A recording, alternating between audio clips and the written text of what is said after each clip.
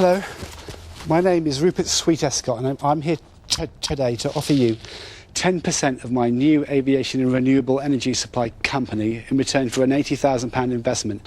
What I'm offering is pedal-powered enhancement of performance. So basically, you can take off from flat ground using a compressed air motor or electric motor and recharge your batteries in flight, or you can just improve your glide, which is for the purists. My good friend here, Dominic, will now demonstrate how the system works. Dominic here is flying the version for hang gliders only, and I'm wearing a version for hang gliders and paragliders. As you can see, he's pedalling a performance-enhancing propeller. He has an option to change gears and just drive a recharging system.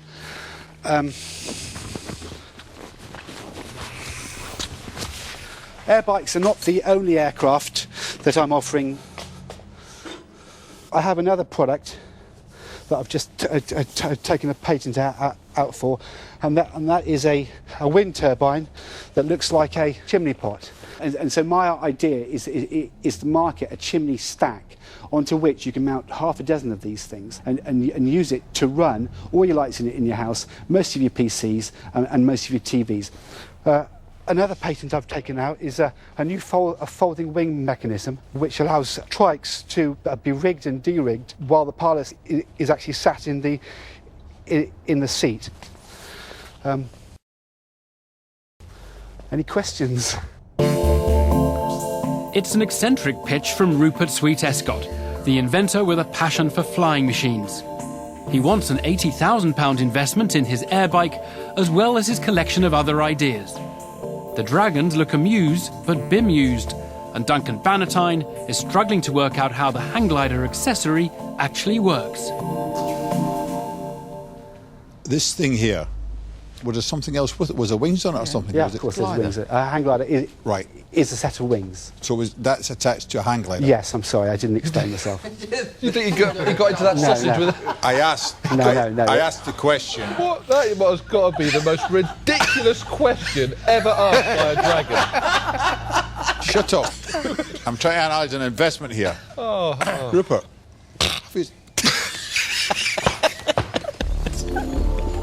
It's a rare moment in the den. The normally businesslike atmosphere has been temporarily suspended. The dragons are finding it hard to keep their composure. Stop it.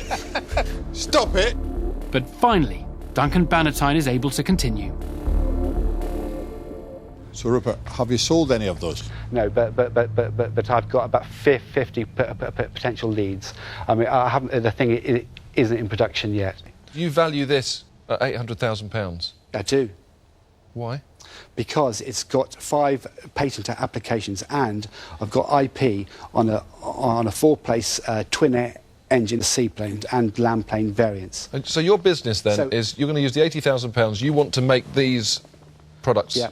Okay. And how many of those will you sell in the first year? I'll sell about 50 of those in the first year. And what will you sell them for? About £1,400. And what will you make them for? About £600. That will still cost you £600 to make. Yeah, it will, because the transmission is quite complicated.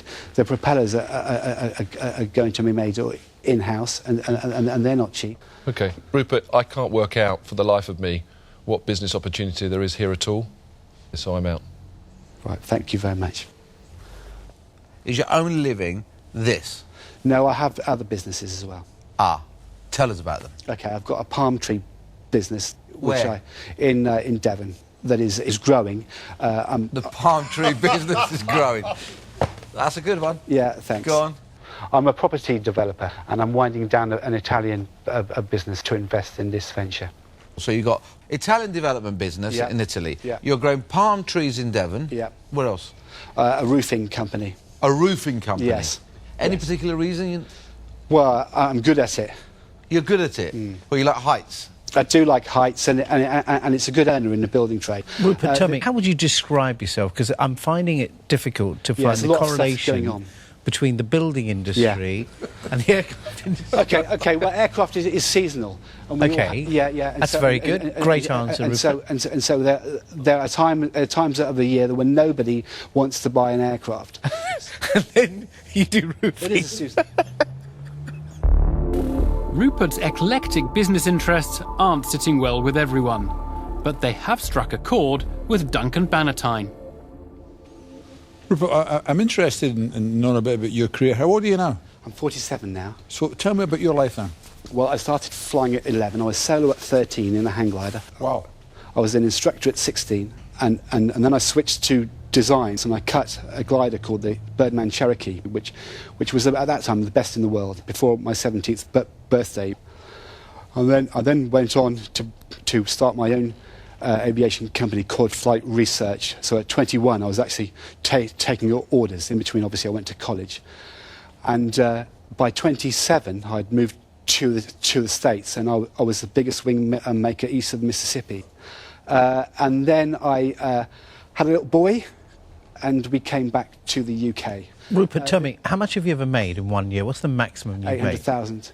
£800,000. Dollars. The mood in the den has changed. Rupert's industry knowledge and financial track record have focused the attention of the remaining dragons. Can you tell me exactly what patents you have? Because Okay. for me, the only hook that I'm going to be able to find here is whether or not you've got a patent that I think is worth investing in. Right. So exactly what your patents are. I've got a patent for the airbike, and within the harness are a set of pedals which propel a performance-enhancing propeller. So nobody else can make an airbike sitting in those two positions? No, nobody Ever? else. No. Ever? No. Okay. Got a patent on a wind turbine that looks like a chimney pot, and I do own other IP on other aircraft. Is that included in the deal that Yes, you're it's offering? the- So do you want to talk through that? Okay, it involves the drawings and the jigs of this aircraft and the wing design. This is a breakthrough aircraft, which is very short takeoff and landings.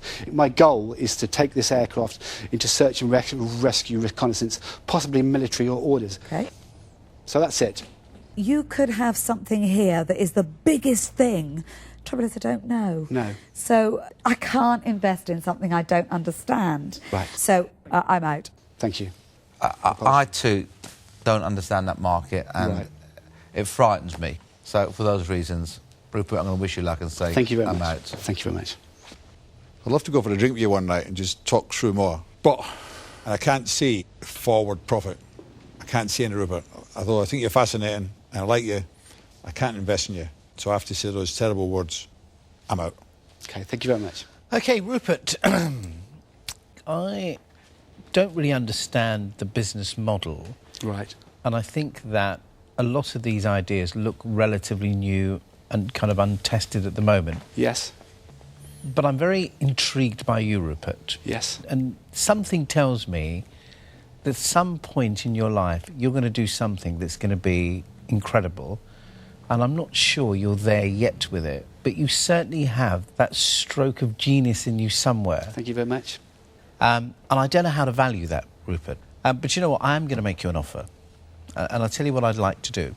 We set up a company that houses all of your ideas into one vehicle. And I will give you the whole amount of the £80,000. But to do that, I'd want to go 50-50 with you. In a move that has stunned his rivals, James Caan will back Rupert, but in return for a massive 50% stake. Will Rupert think that's a price worth paying?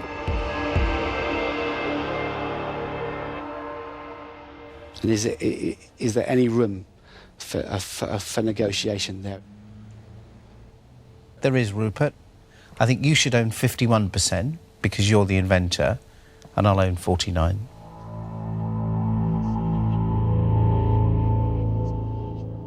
I think we've got a deal. Rupert, well done. After a chaotic start, Rupert's talents caught the imagination of the dragons. He leaves the den with £80,000 and an experienced multimillionaire investor in James Caan.